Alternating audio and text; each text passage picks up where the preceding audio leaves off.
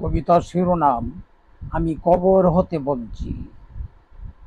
আমারে কপিনে শুইয়ে কবরবাসী করে কি করছো তোমরা? 3.5 হাত মাটির ডেলার আড়ালে শুয়ে টের পাচ্ছি আমার মাংস পচছে, আর হাড্ডিগুলো আলগা বিচ্ছিন্ন হয়ে মিশে যাচ্ছে মাটিতে। আমার চোখ, মুখ, নাক, পায়ের পাতা, হাতের চেটু, পেটের নাভি, কোমরের বাজ, হাঁটু সব পচে গেছে। আমার আর আমি বলতে কিছুই নেই। তোমরা আমারে নিয়ে আলাপ করছো। জীবিতকালে মৃতদের নিয়ে গবেষণা করতেই হয়। কেউ স্মরণ সভা করছো, কথামালার জাল বুনছো আমারে নিয়ে। এসব জীবিতের খেলা আমিও খেলেছি, এখন মরে গেছি তাই আমার খেলা শেষ। তোমরা বেঁচে আছো তাই খেলছো। বেঁচে থাকতে এসব খেলা খেলতে হয়। ফুটবল খেললে ফুটবলের কোনো লাভ নেই, লাভ যে খেলে তার। ক্রিকেটের ব্যাট মারলে ব্যাটের কোনো লাভ নেই, লাভ যে ব্যাট মারে তার। ক্যারাম খেললে ক্যারাম বোর্ডের কোনো লাভ নেই, লাভ যে ক্যারাম খেলে তার। আমি কবরে শুয়ে হয়ে গেছি খেলার গুটি, এমন গুটি হয়েছে অনেক।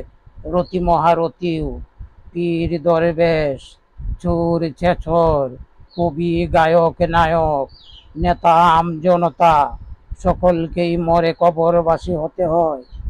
জীবিত নেতা হতে গেলে মৃত নেতার স্তুতি করতে হয়। জীবিত কবি হতে গেলে মৃত কবির স্তুতি করতে হয়। জীবিত গায়ক হতে গেলে মৃত গায়কের স্তুতি করতে হয়। জীবিত চোর হতে গেলে মৃত চোরকে নিয়ে গবেষণা করতে হয়। যুগে যুগে এমনটি চলে আসছে পৃথিবীতে। আমার কবরে আমার পচা মাংসের ঘ্রাণ নেই।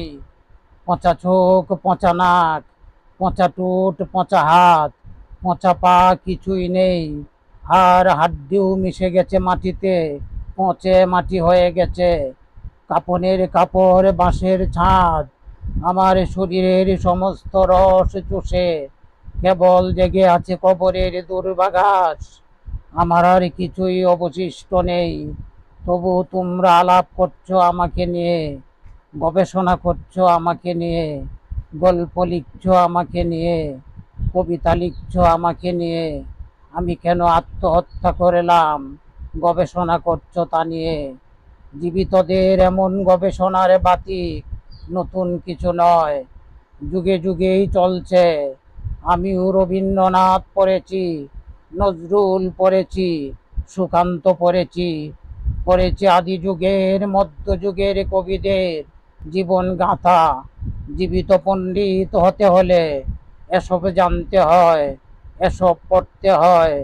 আমিও জীবিতকালে কবি হতে চেয়েছি, গবেষক হতে চেয়েছি।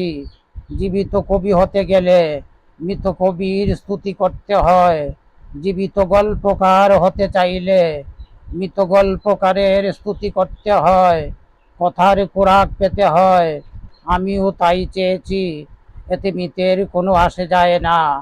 আমি কবরের ঘাস হয়ে তোমাদের আলোচনা শুনছি আর শুভেচ্ছা জানাচ্ছি তোমাদের। তোমাদের মনোবাঞ্ছা পূর্ণ হোক, পূর্ণতার আলো ফুটুক ললাটে। আমি কবরে শীতল ভালোবাসা জানাচ্ছি তোমাদের।